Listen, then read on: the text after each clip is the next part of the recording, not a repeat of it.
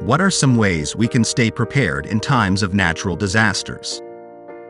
Being prepared for natural disasters can help to reduce the impact of these events and protect yourself, your family, and your property.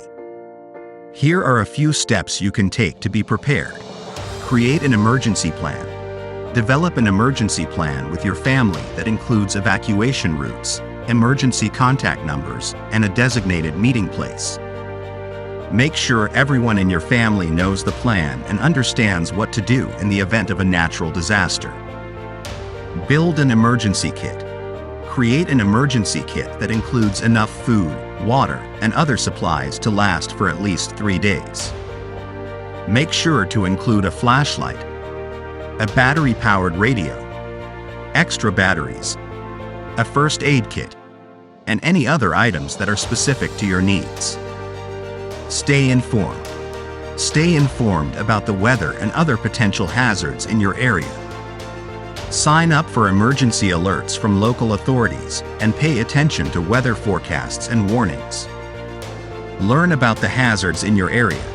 Learn about the specific hazards that are most likely to affect your area, such as floods, tornadoes, or earthquakes, and understand the risks and potential impacts of these events. Protect your property. Take steps to protect your property from natural disasters, such as installing storm shutters, reinforcing your roof, and elevating your home if you live in a flood-prone area. Some useful inventions that are protecting us and our properties are early warning systems. These systems are designed to detect natural disasters as soon as they occur and provide an alert to people in the affected area so they can take appropriate action to protect themselves. Building codes and standards. Building codes and standards specify the minimum requirements for the design and construction of buildings, which can help to reduce the damage caused by natural disasters. Flood barriers and levees.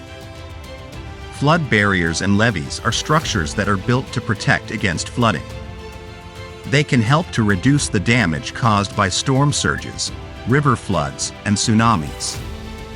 Seismic isolation and base isolation. Seismic isolation and base isolation are techniques that are used to reduce the damage caused by earthquakes. They are designed to reduce the amount of seismic energy that is transmitted to a building. Smart grid. Smart grid technology can help to restore power more quickly after a natural disaster and prevent power outages from occurring in the first place. Dams and reservoirs. Dams and reservoirs are designed to control the flow of water and reduce the risk of flooding.